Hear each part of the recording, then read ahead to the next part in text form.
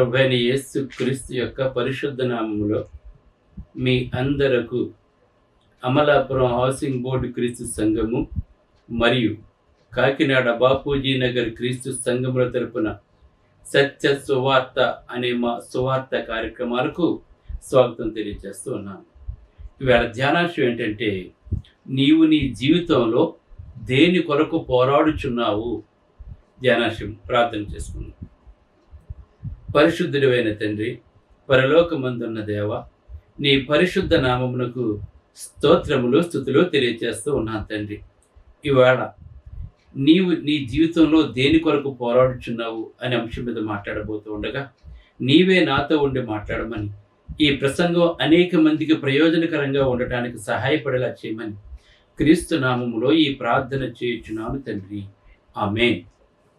ధ్యానాంశం ఏంటంటే, నీవు నీ జీవితంలో దేని కొరకు పోరాడుచున్నావు?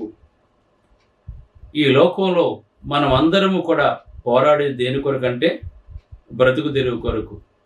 బ్రతకటానికి ఎక్కువ సంపాదించుకోవాలి. మనం పుట్టిన దగ్గర నుంచి కూడా మొదలుపెట్టి పుట్టినప్పుడే చెప్పేస్తాం మన బిడ్డది ఇలా చేయాలి, అలా చేయాలి, అది చేయాలి, ఇది చేయాలి అని చెప్పేసి మన జీవితం అంతా కూడా సంపద మీద ఆధారపడి ముందుకు సాగిపోతుంది. చాలామంది మనుషులు ఏమనుకుంటున్నారంటే సంపదే శాశ్వతం చెప్పి అనుకుంటూ ఉన్నారు. కనుక కీర్తి, సంపద అనేవి మనిషి కోరుకునే ముఖ్యమైన అంశాలండి. ఈ ప్రపంచంలో ఉన్న ప్రతి మనిషి కూడా కోరుకునే రెండు ముఖ్యమైన అంశాలు ఏంటంటే, ఒకటి సంపద, ఎక్కువ సంపాదించుకోవాలి. రెండు, కీర్తి, ఉన్నతమైన స్థానంలో ఉండాలి. ఈ ప్రతి మనిషి కూడా ఈ రెండు చుట్టూనే తిరుగుతూ ఉన్నాడండి. కనుక కీర్తి, సంపద అనేవి మనిషి కోరుకునే ముఖ్యమైన అంశాలండి. తన జీవితంలో ప్రధానమైన అంశాలు ఏంటంటే ఈ రెండే. ముందు సంపద బాగా సంపాదించుకోవాలి. ప్రతి ఒక్కడు కూడా గొప్పగా ఉండాలని చెప్పి అనుకుంటూ ఉంటాడు. కీర్తి కూడా గొప్పగా సంపాదించుకోవాలని చెప్పి అనుకుంటాడు. ఈవేళ ప్రతి ఒక్కడు కూడా ఎన్ని అడ్డదారులు తొక్కినా కూడా, ఎన్ని మోసాలు చేసైనా సరే, ఎంతమందిని చంపినా సరే, వ్యాపారంలో కానీ, రాజకీయంలో కానీ, ఉద్యోగాల్లో కానీ, ఎక్కడైనా సరే ఈ రెండింటి మీద ఆధారపడి మానవుడు ముందుకు సాగిపోతున్నాడు. ఇవాళ ఆ కీర్తి, సంపద సంపాదించుకోవడానికి ఎంత నీచమైన, హేయమైన పనులు చేయటానికి కూడా వెనకాడండి. వాడు నోటికి ఏదొస్తే అని చెప్పేస్తూ ఉంటారు. ఎన్ని అబద్ధాలు మాట్లాడుతుంటారో, ఎంతమందిని మోసం చేస్తూ ఉంటారో తండ్రి, కేవలం ఒక వ్యక్తి కీర్తి ప్రతిష్ఠిత కొరకండి. అయితే చరిత్ర పుటల్లో అనేక జీవితాలు, ఒక్కసారి చరిత్ర పుటల్లో గనుక మనం వెళ్ళినట్లయితే అనేకమైన జీవితాలు క్షణికమైన గుర్తింపు కోసం, గుర్తింపు అనేది శాశ్వతకాలం ఉండదండి, క్షణికమైన గుర్తింపు కోసం వ్యర్థమైన ప్రయాసాలు చేశాయి. నిజంగా ఈవేళ ఈ కీర్తి, సంపద రెండే శాశ్వతం చెప్పనుకుంటున్నారు. వీటి కోసం ఎన్నో వ్యర్థమైన ప్రయత్నాలు చేస్తూ ఉన్నారండి ఈవేళ మానవులు. అందులో ఒకడెవరంటే మహా అలెగ్జాండర్ ది గ్రేట్. ఎందుకంటే క్రీస్తు పూర్వము 356వ సంవత్సరంలో జన్మించాడండి అలెగ్జాండర్. అంటే యేసుక్రీస్తు లోకంలోకి రాకముందు 356 సంవత్సరాలు జన్మించాడు. 20 సంవత్సరాల్లో రాజు అయిపోయాడు అతను, అలెగ్జాండర్. అతని సైనిక దండు, అతని సైన్యం ఎక్కడికి వెళ్ళినా సరే వాళ్ళు జయించడమే తప్ప ఓటమి అనేది వాళ్ళు చూడలేదండి. వాళ్ళు వెళ్ళిన ప్రతి చోట కూడా గెలుచుకుంటూ, వాళ్ళు అసలు ఓటమి అనేది, తన జీవితంలో ఓటమి అనేది చూడని వాడు ఎవరంటే అలెగ్జాండర్ అండి. అతను సైనిక దండు. అతను వెళ్తుంటే మిగిలిన రాజ్యాలు భయపడిపోయండి. 32 అయితే 20వ సంవత్సరంలో రాజు అయిపోయాడు. 32వ సంవత్సరంలో చచ్చిపోయాడండి అతను.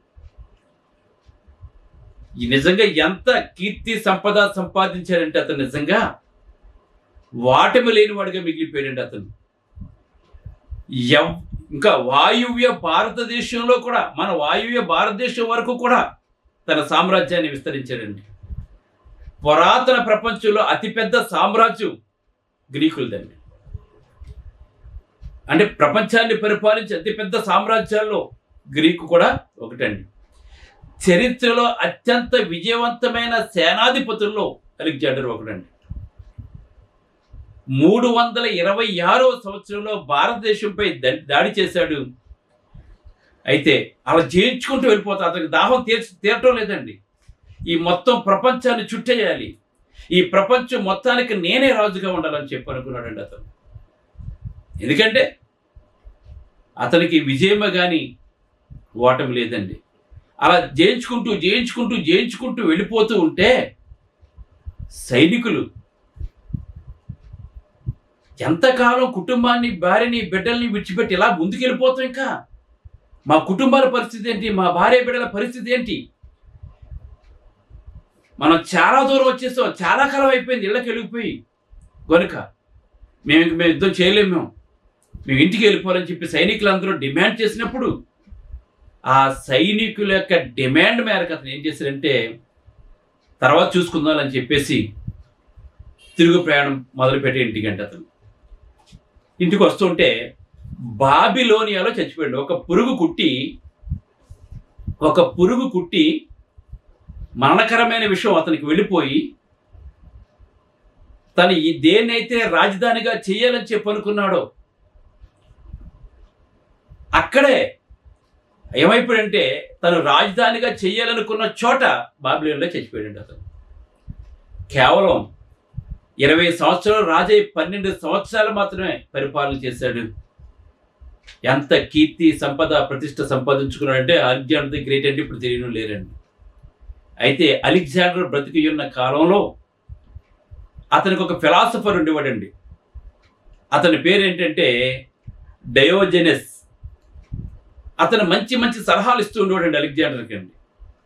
ఒక రోజుని ఈ డయోజెనస్ సలహా నచ్చి నీకు ఏం కావాలో కోరిక ఏదైనా సరే ఇచ్చేస్తానని చెప్పన్నాడండి అలెగ్జాండర్. నిజంగా అర్ధరాజ్యం ఇచ్చేయమన్నా కూడా ఇచ్చేసాడండి అతను. అలెగ్జాండర్ అంత మంచి సలహాదారుడు అండి అతను. అయితే అతను చాలా తెలివిగా ఏమన్నాడంటే అలెగ్జాండర్కి ఎలాగైనా సరే బుద్ధి చెప్పాలని చెప్పి అమరత్వంలో కొంచెం చోటు నాకు సంపాదించమని చెప్పాడండి. అమరత్వంలో అత్యల్ప భాగాన్ని నాకు ఇమ్మని చెప్పాడండి. నాకు ఈ సామ్రాజ్యాలు వద్దు, ఈ రాజ్యాలు నాకు వద్దు, ఈ భూమి నాకు వద్దు, అమరత్వంలో అత్యల్పమైన చోటు నాకు దయచేయమని అడిగాడండి. ఇంకా ఏదో అడుగుతాడని చెప్పి అనుకున్నాడు అలెగ్జాండర్. కానీ అతడు ఇది నా చేతిలో ఎక్కడుందని అడిగాడండి. మరి నీ చేతిలో లేని దానికోసం మన శాశ్వత కాలం జీవించే ఆ రాజ్యాన్ని విదిలిపెట్టేసి అంతలో ఉండి అంతలో మాయమైపోయి ఈ సామ్రాజ్యాల కొరకు, కీర్తి కొరకు, సంపద కొరకు నువ్వు ఎందుకు ప్రాకులాడుతున్నావు అడిగాడండి అతను. మనిషిగా పుట్టింది ఎందుకు? దేవుడు మనల్ని ఎందుకు పుట్టించాడు? మళ్ళా తిరిగి యథార్థవంతంగా జీవించి దేవుని నామాన్ని మహింపరిచి దేవునితో ప్రతిదినము నడిచి మనం తిరిగి మళ్ళా అమరత్వంలోకి వెళ్ళిపోవాలి, పరలోకం వెళ్ళిపోవాలి. అది మానవ జీవితం యొక్క ఉద్దేశము. దేవుణ్ణి, అమరత్వాన్ని పూర్తిగా పక్కన పెట్టేసి కేవలం భౌతికమైన రాజ్యం కొరకు, ఈ కీర్తి సంపద కొరకు నువ్వు పరిగెడుతున్నావు. నువ్వు ఇది శాశ్వతం కాదు అని చెప్పడానికి ఆ డయోజెనస్ అలెగ్జాండర్ అలా చెప్పాడండి. అప్పుడు అతను తిరిగి ప్రయాణం మొదలు పెట్టాడు. అతను ఎందుకు సంపాదించుకుని ఏం చేస్తావు? నువ్వు భార్య లేదు, పిల్లలు లేరు, ఎవరు ఏంటి నీ ప్రయోజనం ఏంటి? ఈవేళ చాలామంది కుటుంబాన్ని విడిచిపెట్టేస్తారు. కీర్తి ప్రతిష్టల కోసం, సంపద కోసం రోడ్ల మీద తిరుగుతూ ఉంటారండి. వాడు సంపాదించుకుని ఏం చేస్తావు నువ్వు దేవుని విడిచిపెట్టి? అయితే దేవుడు తెలియచేస్తున్నాడండి. ఏం చెప్తున్నాడంటే ఇక్కడ అలెగ్జాండర్ మానవ జ్ఞాపకాల్లో శాశ్వతంగా మిగిలిపోవాలని కోరుకున్నాడండి. ఇవాళ చాలామంది నేను చచ్చిపోయిన తర్వాత మానవ జీవితంలో శాశ్వతంగా ఉండిపోవాలని చెప్పి అనుకుంటూ ఉన్నారండి. వీడని కీర్తిని అనుభవించాలని అతను వాంఛించాడు. ఇవాళ నేడు అనేక మంది కూడా అలెగ్జాండర్ లాగానే కీర్తి, ప్రతిష్ట, సంపదల కోసం ఏం చేస్తున్నారంటే మానవ హృదయాల్లో శాశ్వతంగా ఉండిపోవాలని చెప్పి అనుకుంటున్నారు తప్ప దేవుని హృదయంలో శాశ్వతంగా ఉండిపోవాలని చెప్పి అనుకోవట్లేదండి. అయితే నిత్యము కీర్తిని అనుభవించిన వారిలో యెషయా కుమారుడైన దావీదు మనకు కనబడుతున్నాడండి. ఇతను 12 సంవత్సరాలకే చచ్చిపోయాడండి. ఇతను గొప్ప కీర్తి సంపద సంపాదించుకుని, గొప్ప సైన్య సమూహాలుండి కూడా, గొప్ప వైద్యులు ఉండి కూడా, విస్తారమైన ధన సంపదను సంపాదించుకుని కూడా కేవలం 12 సంవత్సరాల రాజుగా మాత్రమే అనిపించి 32 అతి యవ్వన కాలంలో చచ్చిపోయాడు అతను. కానీ యెషయా కుమారుడైన దావీదు మాత్రం ముసలితనం వరకు కూడా అతను సంతోషంగా కీర్తి ప్రతిష్టలను కాపాడుకుంటూ జీవించాడండి. ఇతనికి ఉన్న తేడా ఏంటని మనం ఆలోచించినట్లయితే, లోకం మెచ్చుకునే అనేక లక్షణాల వల్ల అతని కీర్తి అలా ఉండిపోయిందండి అతను.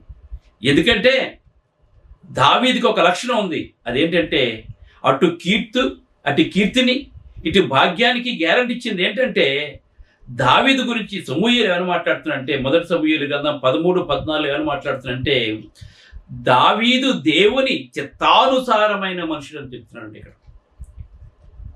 మరి అతను యుద్ధాలు చేశాడు, ఇతను యుద్ధాలు చేశాడు, ఇతని కీర్తి శాశ్వతంగా ఉండిపోయింది. ముసలితనం వరకు ఆ సంపదను దాన్ని అంతటిని కూడా అనుభవించాడు. ఇతను నెమ్మది పొంది జీవించాడు.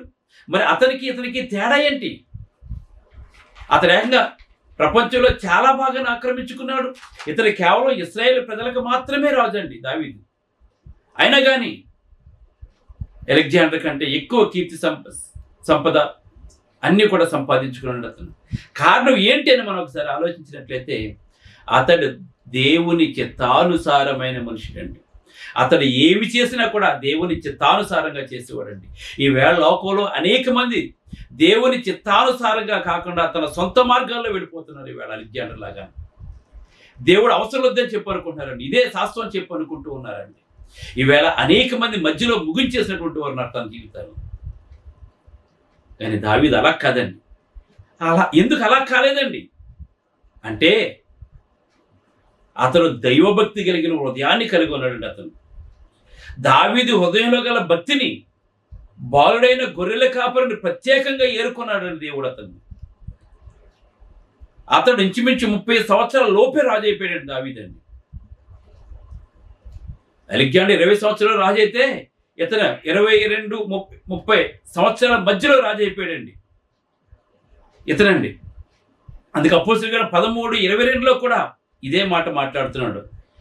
దావీదు దేవుని హృదయానుసారమైన మనుషుడు అని చెప్పి కొత్త నిబంధనలో పౌలు గారు మాట్లాడుతూ ఉన్నాడండి. అయితే ఇక్కడ తెలుసుకోవాల్సిన విషయం ఒకటండి, దావీదు పరిపూర్ణుడు కాకపోయినా కూడా, గమనించండి, ఇక్కడ దావీదు పరిపూర్ణుడు కాకపోయినా కూడా దేవుని వెదకే స్వభావాన్ని అతను ఎప్పుడూ విడిచిపెట్టలేదండి.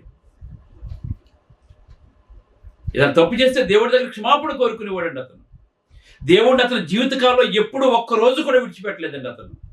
ఈవేళ నీ ధన సంపద కోసం, కీర్తి ప్రతిష్టల కోసం దేవుడిని విడిచిపెట్టిన అనేక సందర్భాలు ఈవేళ మానవుల్లో మనం చూస్తున్నాం. మన వేళ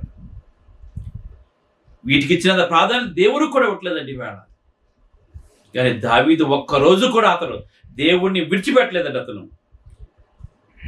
ఇలాంటి హృదయమే దేవునికి కావాలండి. ప్రశస్తమైన విలువగల ముత్యాలకు అది నిలమైపోయిందండి. దావీదు ఎంత కీర్తి ప్రతిష్టలు సంపాదించి శాశ్వత కాలంలో సంతోషంగా ఉండగల కారణం ఏంటని చెప్పాను ఒకసారి ఆలోచన చేసినట్లయితే, అతనిలో ఉన్న మొదటి గుణం ఏంటంటే, అతను బాధింపబడిన వారి పట్ల అక్కర కలుగుడు. ఎవరైతే బాధింపబడుతున్నారో వారి పక్షాన పోరాడేవాడండి అతను. ఈవేళ నాయకుడు అంటే, ఈవేళ ఒక గొప్ప ఉన్నతమైన స్థితిలో ఉంటే నీవు నీ కొరకే బ్రతకూడదండి. దావీదు తన సంపద అంతా, తన సౌభాగ్యం అంతా కూడా తన సొంతానికి వాడుకోలేదండి అతను. ఎవరైతే బాధింపబడుతున్నారో వారి పక్షాన పోరాడేవాడండి. వాళ్ళ నాయకుడు అన్నవాడు బాధింపబడేవాడి పక్షాన పోరాడాలండి.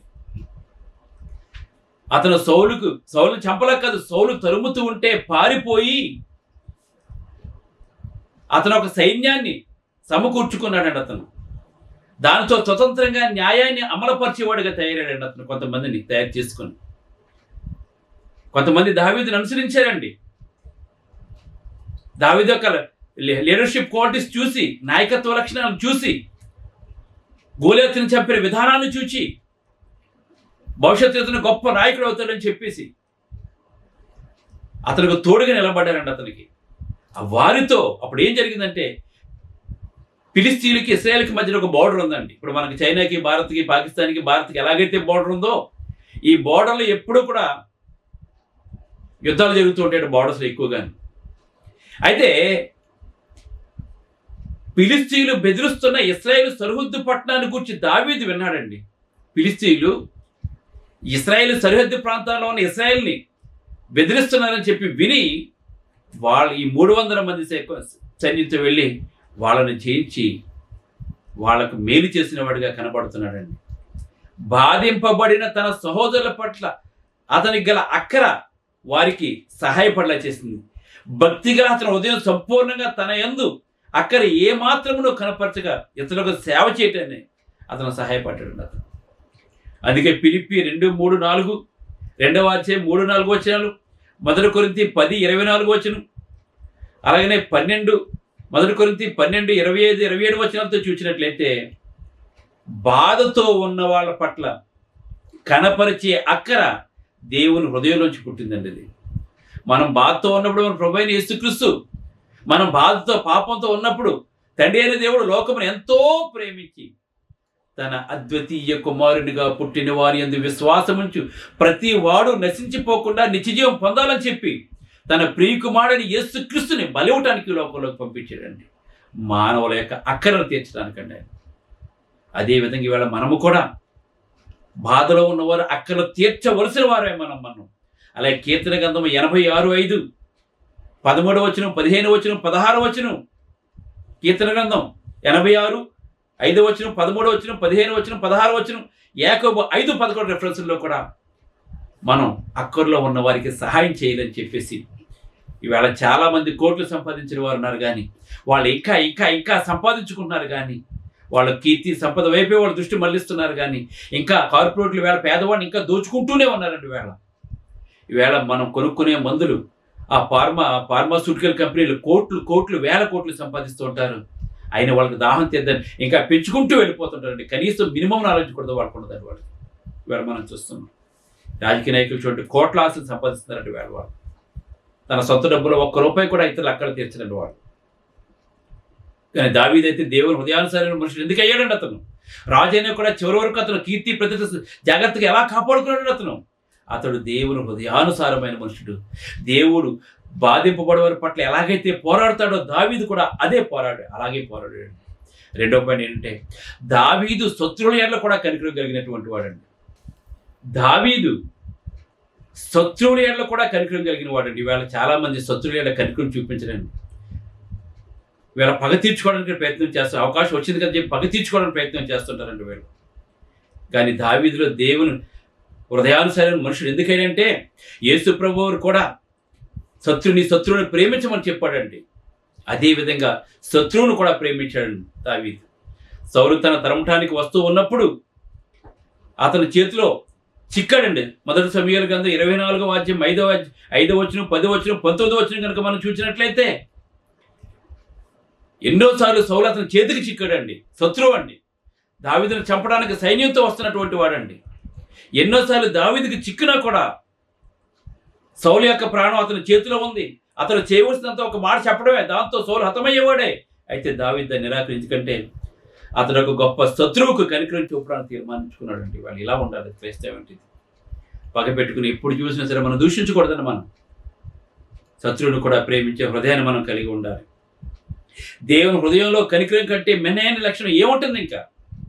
ఇవాళ మనం తప్పులు చేస్తున్నా కూడా దేవుడు మనల్ని క్షమిస్తూనే ఉన్నాడు. ఇవాళ క్షేమకరంగా ఉన్నామంటే మనం గుర్తుపెట్టుకోండి. ఇవాళ ఎన్ని తప్పులు చేసినా కూడా మనం దేవుడు మనల్ని కనికరిస్తూ ఉన్నాడు. దానికి కారణం ఏంటి? క్షమిస్తున్నాడు. మనం కూడా ఇతరులు అలాగనే అటువంటి క్షమాపణ కలిగిన హృదయాన్ని కలిగి ఉండాలి. అది అలెగ్జాండర్లో లేదండి. అలెగ్జాండర్లో ఇటువంటి క్వాలిటీస్ ఏమీ కూడా లేవండి. అందుకే మనం కీర్తి సంపద మనకున్నా కూడా దావీదు ఎటువంటి లక్షణాలు కలిగి ఉన్నాడో, దేవుని హృదయానుసారమైన మనుషుడు అయి ఉన్నాడో, బాధింపబడే వారి పట్ల అక్కర కలిగి ఉన్నాడో, శత్రువులను కూడా ఎలాగైతే ప్రేమించాడో మనము కూడా అలాగే ప్రేమించాలండి. దయాగుణం కలిగి ఉండాలి శత్రువుల ఎడల మనం అండి. దేవుని హృదయంలో కనికరం కంటే మనది ఏమీ లేదండి. అందుకే తీతుకు పత్రిక 3వ అధ్యాయం 3-7 వచనాలు, తీతుకు పత్రిక 3వ అధ్యాయం 3-7 వచనాలు, అలా ఎఫెసీ 2:4-5 చూసినట్లయితే 2వ అధ్యాయం మనకు తెలుస్తుందండి. మనం కరికరాన్ని కలిగి మన హృదయాల్లో దానికి స్థానం ఇవ్వాలి. ఒకడు కోపానికి తను అప్పగించుకున్నట్లు మనం అప్పగించుకోకూడదండి. ఎందుకంటే ఒకడు భయంకరంగా కోపం వచ్చింది. కోపం వచ్చిన ప్రతిసారి కూడా అతడు యేసుప్రభుని జ్ఞాపకం చేసుకునేవాడండి. అంతే కోపం తగ్గిపోయేదండి అతనికి. ఎందుకంటే యేసుప్రభు చంపిన వారిని కూడా క్షమించాడు కదా. కనుక మనము కూడా యేసుప్రభు కోపం వచ్చిన ప్రతిసారి కూడా యేసుప్రభుని మనం జ్ఞాపకం చేసుకునే వారు. అలాగే తనకు అపకారం చేసిన వారికి దావీదు న్యాయంగా ప్రవర్తించాడండి అతను. ఎందుకంటే అబిగయీలు తన భర్త భయంకరుడండి. దావీదు అరణ్యంలో ఉన్నప్పుడు వాళ్ళ మంద కాపర్లకి ఎంతో సహాయం చేస్తే గొర్రెబొచ్చు కత్తిరించే కాలంలో అతను సహాయం చేయమని హెల్పింగ్ చేస్తాడు. గొర్రెబొచ్చు కత్తిరించే కాలంలో గొప్ప ఉత్సవాన్ని చేసుకుని అనేక మందికి సహాయపడుతూ ఉంటారు. ఆ సహాయం మేము అరణ్యంలో నీ మందలకు కాపలు ఉండి సహాయం చేసి శత్రువుల కాపాడడం కనుక సహాయం చేయమంటే వాడెవడని అడిగాడండి. రాజు చేతిలో పారిపోయిన ప్రతి ఒక్కడు కూడా అని చెప్పి అపహాసం చేస్తే దావీదు చంపడానికి వస్తుంటే అబిగయీలు మోకాళ్ళ మీద పడి తన భర్త నిమిత్తం వేడుకుంటే శత్రువుని కూడా క్షమించినటువంటి వాడండి. న్యాయబుద్ధి మన గొప్ప దేవుని స్వభావం తెలుపుతుందండి. శిక్షించడానికి ఆయన ఎన్నడూ తొందరపడ్డండి. అందుకే శిక్షించడానికి మనం తొందరపడకూడదండి. తన నిర్ణయంలో దేవుడు నిరంతరం వివేకంగా నడుచుకున్నాడు. ఆదికాండం 6వ అధ్యాయం 3 పేతురు రాసిన మొదటి పత్రిక 3:20 చూసింది. దేవుడు చాలా న్యాయబద్ధంగా నడుచుకున్నాడండి. అలాగనే చెడు పట్ల దావీదు రౌద్రాన్ని కలిగి ఉన్నాడు. చెడు పట్ల మాత్రం దావీదు రౌద్రాన్ని కలిగి ఉన్నాడండి. కనుక మనము కూడా దావీదు ఎటువంటి లక్షణాలు కలిగి ఉన్నాడో మనం కూడా ఎటువంటి లక్షణాలు కలిగి ఉన్నట్లయితే దేవుని హృదయానుసారమైన మనుషులుగా ఉంటాం మనం. అప్పుడు దేవుని కృపలో మనం ముందుకు సాగిపోతాం.